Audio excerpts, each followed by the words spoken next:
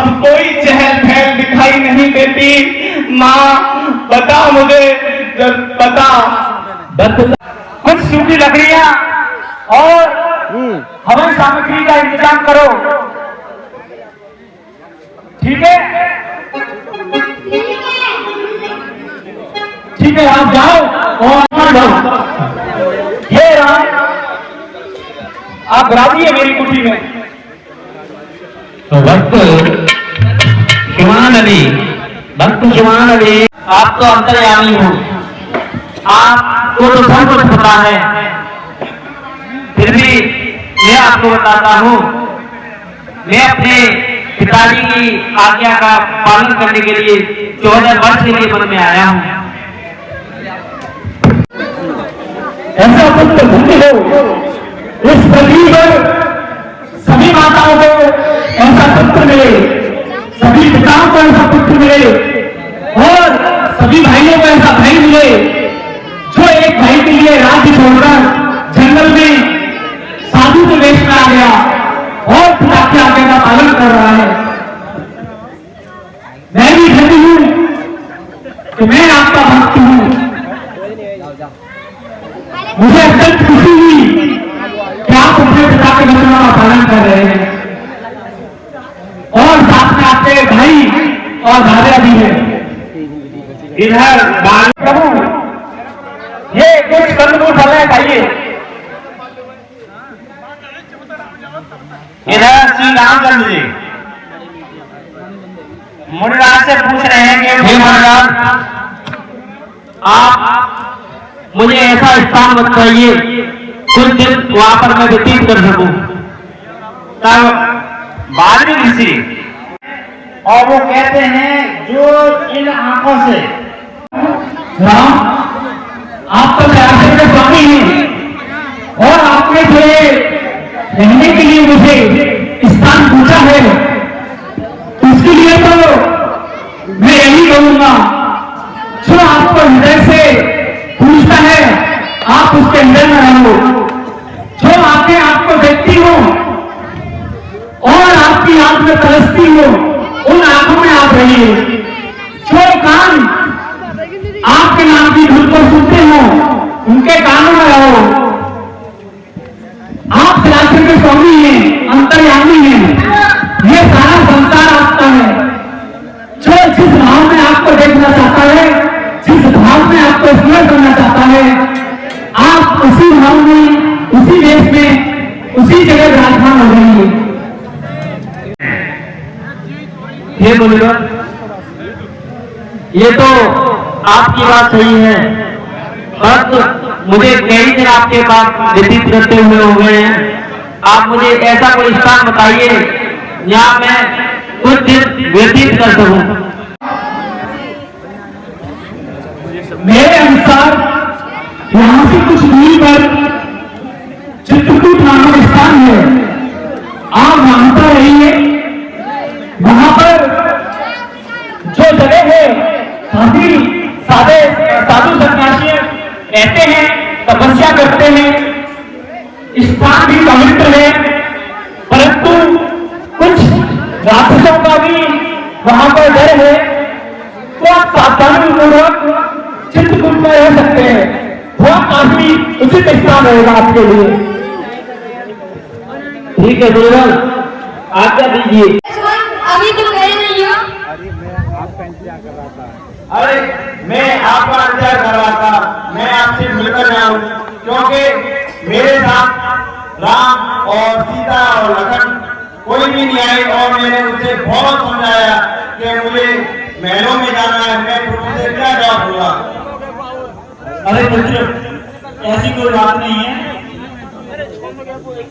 अरे ऐसी कोई बात नहीं है, मैं उनको अभी चित्रकूट छोड़ के आया हूँ। चलो ठीक है, आप वो दोनों खुशी तो है और सही है, क्यों लोग बेशक से ही समझ रहे हैं।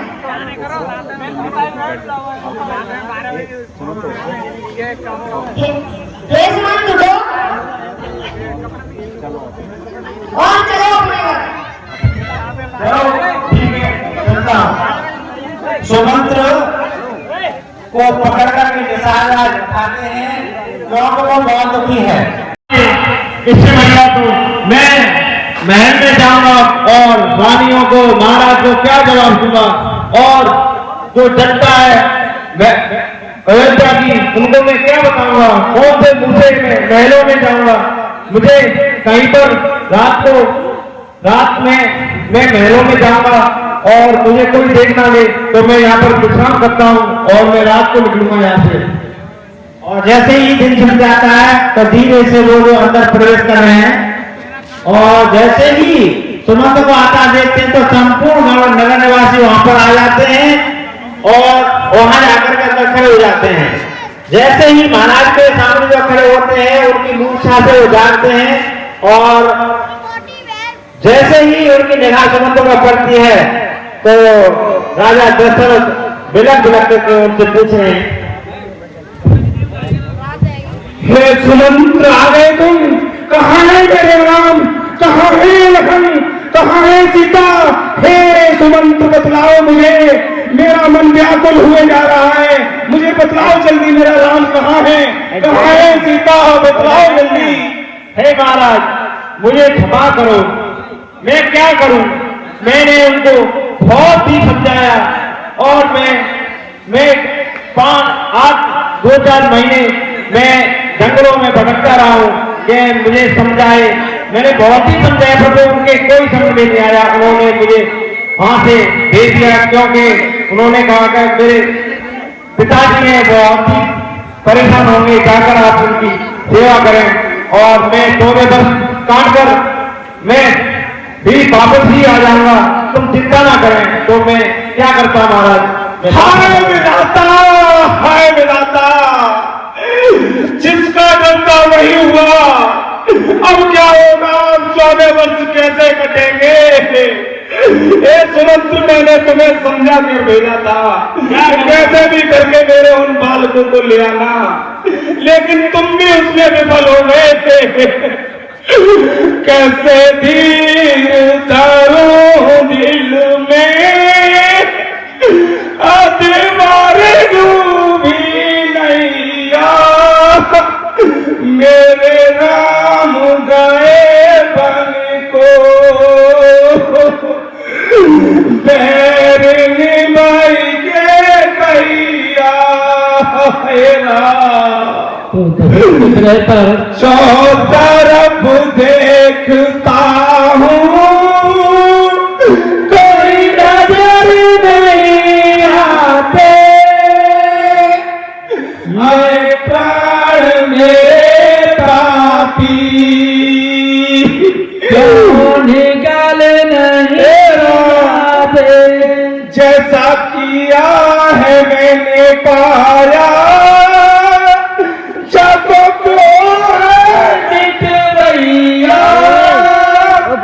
मेरे राम गए बन को, मेरी निभाई के गैया। हे राम, हे राम, हे मेरे नैनों के तारे, कितने ही भाग्यों से मैंने तुम्हें देखा था, बिन कुल का सर्वनाश कर दिया, अब मेरे वंश का भी कोई ही नहीं रहा, अब मेरा पूरा सुखी परिवार तूने नष्ट कर डाला, हर्षा मेरी आंखों के सामने से अन्य था, तुझे मृत्यु दंड दे दूंगा। मेरे वहां पर बैठी है और वो तो ये कह दिया कोई अपशगुन में आएगा, इसलिए मंगल थाल सजा करके आरती के लिए, और इधर केकई के पास जैसे ही आते हैं तो भरत जी चरण छूते हैं उनके। माता जी प्रणाम। सदा सुखी रहो। माता जी मुझे ऐसे अचानक क्यों बुलाया गया, और मुझे यहाँ कुछ अच्छा नहीं लग रहा है, मुझे रास्ते में भी बहुत असगुन होते हुए दिखाई दिए हैं, मुझे कुछ अच्छा नहीं लग रहा है यहाँ, जरा बतलाइए। चिंता न करें आप, सब बात मैंने बना बताओ तुम्हारे नाना नानी सही है या नहीं? अरे माँ वहाँ सब सही है, तू मुझे ये बता कि तूने अचानक मुझे यहाँ क्यों बुलाया है। मुझे यहाँ कुछ अच्छा नहीं लग रहा है। यहाँ मेरा दिल पता नहीं क्यों कांप रहा है। मुझे पहले तू साफ साफ बता, बात ना घुमा, मुझे साफ साफ बता माँ। बेटा सर यहाँ पर सब कुछ अच्छा है। क्या अच्छा है? पिताजी कहाँ हैं? मुझे पिताजी दिखाई नहीं देते हैं। मेरे भाई कहाँ हैं दोनों? मुझे दोनों भाई दिखाई नहीं देते हैं। माँ मुझे बतला, मेरा दिल कांप रहा है माँ, मुझे साफ साफ बता यहाँ हो क्या रहा है माँ। ये इतना सुनसान कैसे दिख रहा है? यहाँ क्या कोई अनहोनी घटित हुई है माँ? मुझे बता, मुझे ऐसे मत तड़पा माँ, मुझे साफ साफ बता।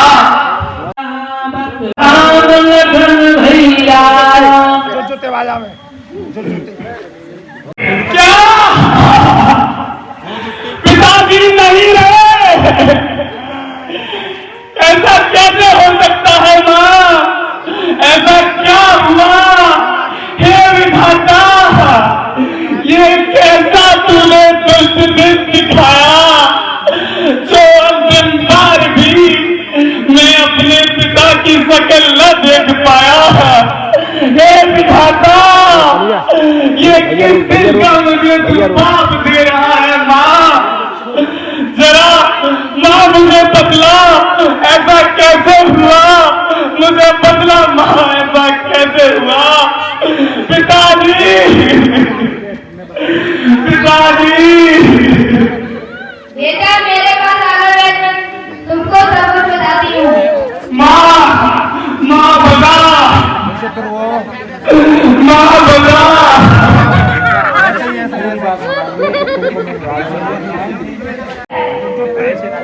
अरे माँ कैसे दादा बता दिया? तू मुझे ये बता, मेरे पिताजी को एक साथ क्या हुआ और मेरे भाई कहाँ हैं? मुझे कोई दिखाई क्यों नहीं देता? बेटा तू चिंता मत कर, तू अब राजा बनेगा। मैंने मंत्रा में दिया। क्या यार तूने करवाया है? हे पापी, हे दुष्टा, मुझे तुझे माँ कहने में भी लज्जा आ रही है। मुझे तुझे माँ कहने में भी लज्जा आ रही है। अगर मेरा भला चाहती थी तो यूं भला मेरा किया होता।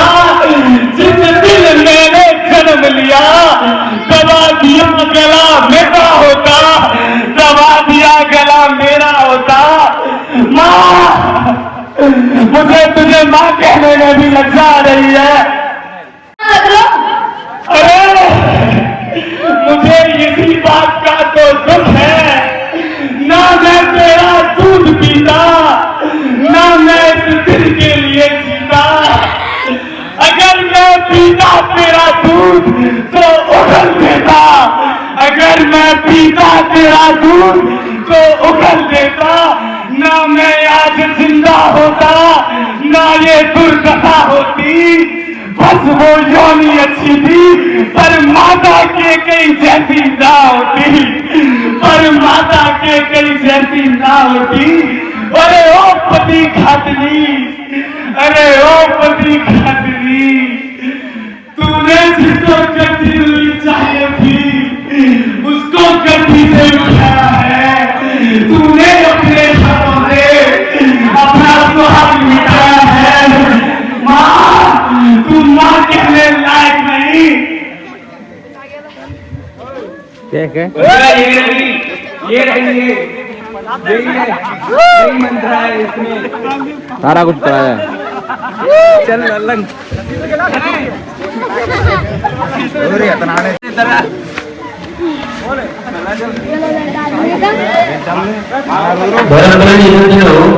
भरत के भावनगर होने जो कुटिल नीति तूने चाहा है ये हरगिज नहीं होगी। ये गद्दी राम की है और ये राम को ही नसीब होगी। माँ ये राम को ही नसीब होगी।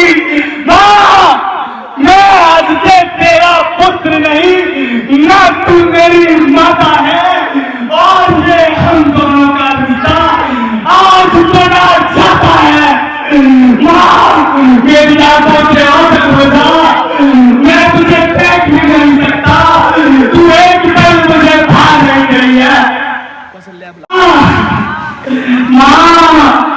मैं सौगंध खाता हूँ, इसमें मेरा कोई हाथ नहीं।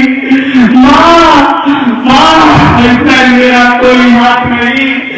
पर ये जगत क्या समझेगा जगत रचाया होगा भरत ने नाटक रचाया था। अपनी राज्य के खाते माँ के नहीं को भड़काया था। पर माँ आया हो स्वप्न मुझे, आया हो स्वप्न ऐसा मुझे, तो जितने दंड है इस पृथ्वी पर वो स्वयं स्वीकार मुझे। माँ, इसमें मेरा कोई हाथ नहीं, इसमें मेरा कोई हाथ नहीं। ये विध का विधान है। ये विध का विधान है। हाँ माँ, पर मैंने कुछ नहीं किया। मैं अपनी सौगंध खाकर कहता हूँ और मैं गाता हूँ, मैं प्रभु राम को वन से लेकर आता हूँ। माँ, वन से लेकर आता हूँ। आपके पिता का शरीर हमने खेल में डुबोकर रखा हुआ है। अब आप ही उनका अंतिम संस्कार करो। अयोध्या में पहले आप अंतिम संस्कार करो और उसके बाद एक तत्काल बैठक बुलाओ। ठीक है गुरुवर, ठीक है। कितनी लज्जा की बात है जिसके 4 पुत्र हों और पिता की मृत्यु के बाद एक भी उसके सामने न हो। हे माता, मैं तुझे कभी माफ नहीं करूंगा। ठीक है, आप अंतिम संस्कार करो। मैया रही तो भैया रही। अच्छा, संपूर्ण क्रिया विधि हो चुकी है। अयोध्या जी शांति से बैठ जाए थोड़ी देर और। अयोध्या जी राजा का विधि कर रही है। भरत जी राम के पास पहुंचेंगे। ये भरत, अब जैसा कि महाराज ने वरदान दिया था आपकी माता को, तो अब आपको अयोध्या का राजपाट संभालना होगा। अयोध्या राजा जी काफी दिनों से है और ऐसे नहीं कर सकती, इसलिए आप अयोध्या का राजपाट संभालो। नहीं गुरुवर, मैं इस अयोध्या के राजपाट को नहीं संभालूंगा। ये मेरे भैया के लिए राजपाट को सौंपा था और वहीं से संभालेंगे। मैं गुरुवर बन जाऊंगा और अपने भैया को वापस लाऊंगा। हे भरत, अगर आप राम को वापस बुलाना चाहते हो तो ये भी आपका उचित निर्णय है। आप चलिए, मैं भी आपके साथ चलता हूं। चलो गुरुवर, चलते हैं और भाई राम और लक्ष्मण को लेकर आते हैं और मैया जानकी को नगर निवासी हैं, वो कर लेते हैं। सुमंत्री तो ले वो सुशीला दादा आते हैं, आज पर पीछे सभी लोग पैदल ही जा रहे हैं। भरत चले चित्रकूट राम को बनाए। ओ भरत चले चित्रकूट राम को बनाए। महादेव जी देखिए, आप इस जी को काम नहीं करोगे।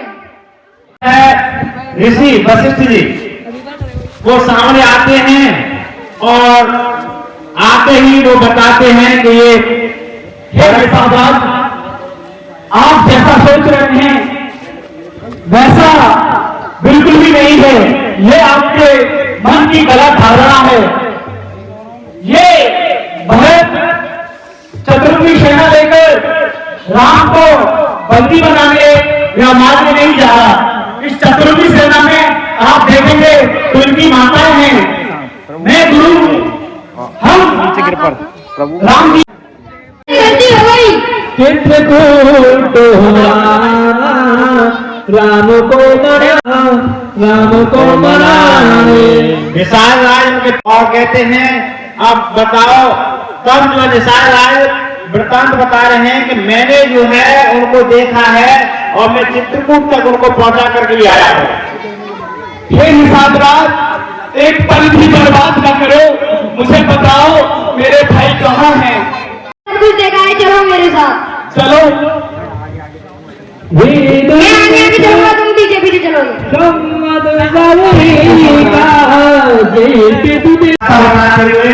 वही पहुंचे हैं जहाँ श्री रामचंद्र जी को छोड़ के आए थे और ऊंचा ऊंचे पेड़ पर चढ़ जाते हैं, वहां से दृश्य दिखाते हैं। केवल जो है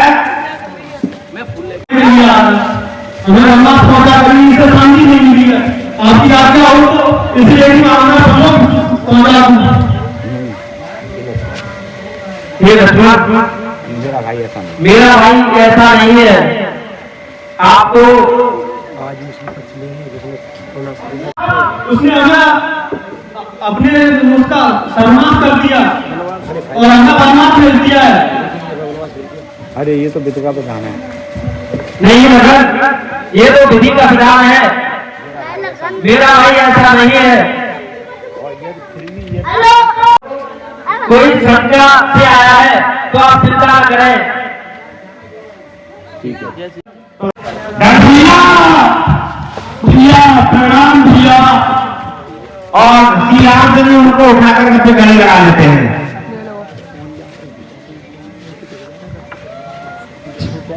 शत्रुघ्न भी जो है उनको दंडवत प्रणाम करते हैं। भैया भैया प्रणाम। भैया प्रणाम। और इधर जी क्षमा कर दो। तो सीता जी बहुत गलत सोचना। अपने शासन के पैर छूने के लिए माते प्रणाम। खुश रहो,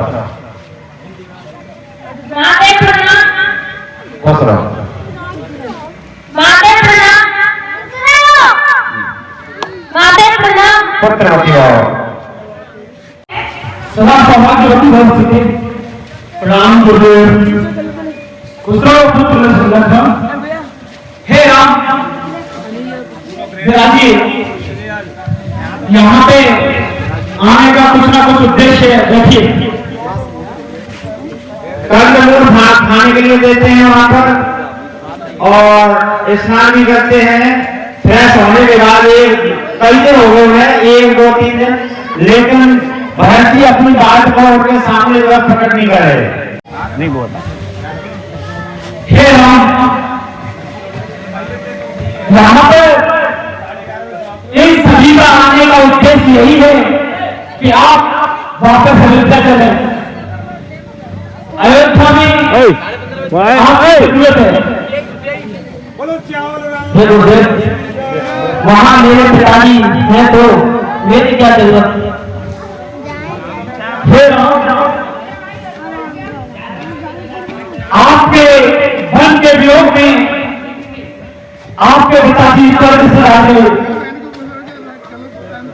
क्या क्या सुनाऊं? क्या मुझे मैं उनकी शक्ल नहीं देख पाया। मैं उनको देख भी नहीं सका। मैं इतना भागा, इतना दुष्ट निकला। ये प्रकृति का नियम है जो भगवान ने निर्धारित कर रखा है, वही होता है। बोला आपके लोग में वो सर्वनाश हो गए और अयोध्या राजा विहीन हो गई। भारत खोल दिया। राज्य करना नहीं चाहता। आप हट छोड़कर वापस अयोध्या आना नहीं चाहते, तो अयोध्या बिना राजा के कैसे चलेगी? आप भैया हम अनाथ हो गए।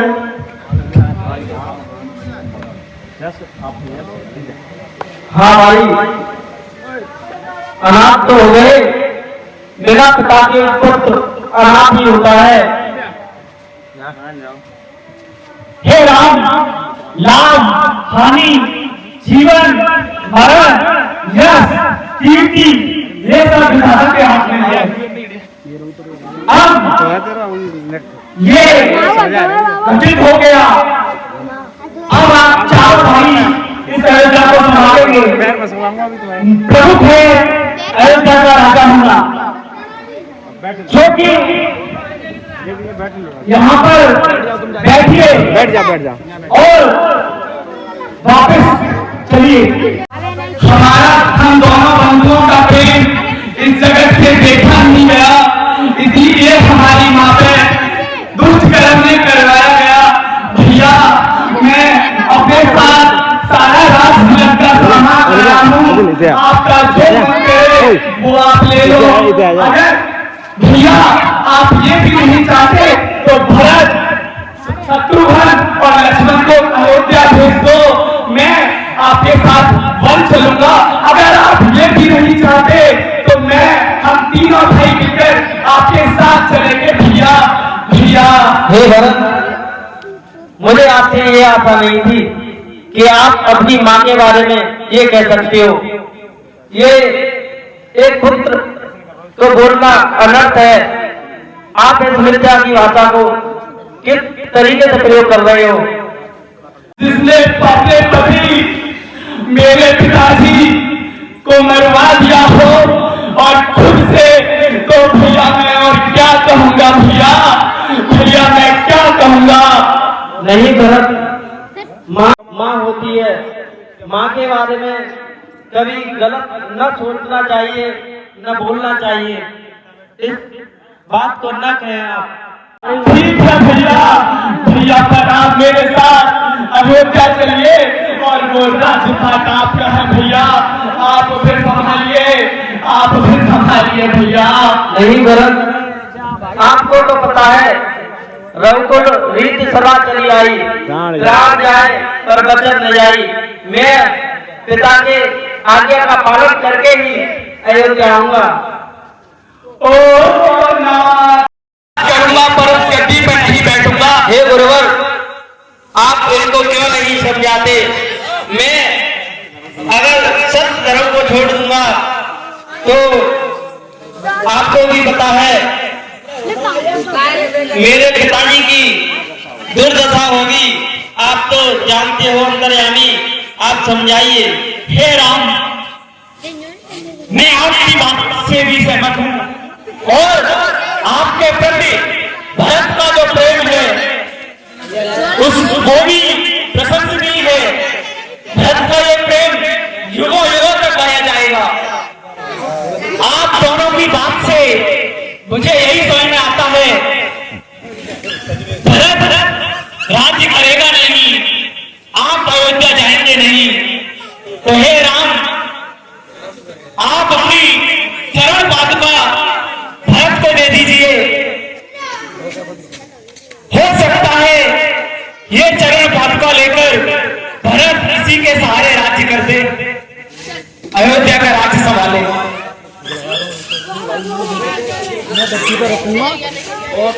चरण पादुका दे दीजिए, मैं उन चरणों की पूजा करके राजपाट चलाता रहूंगा। हे भाई, मुझे अपनी चरण पादुका दे दीजिए और मैं इन्हें गद्दी पर रखे राजपाट चलाता रहूंगा।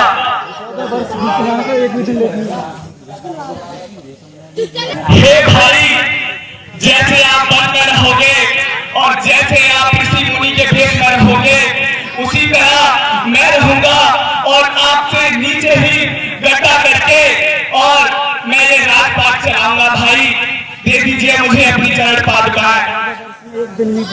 अगर 14 वर्ष से एक दिन भी ज्यादा हुआ तो भाई आप अपने भरत को नहीं देख पाओगे। आप अपने भाई, प्रिय भाई भरत की जान गंवा दोगे, जान गंवा दोगे। भाई बात मानने के लिए आप तैयार हो भाई? हाँ भरत, मैं तैयार हूँ। मैं 14 वर्ष से एक भी क्षण लेट नहीं हुआ। ठीक है भैया, मैं चलता हूँ आपकी चरण पादुका लेकर और अपने राज्य को चलाऊंगा।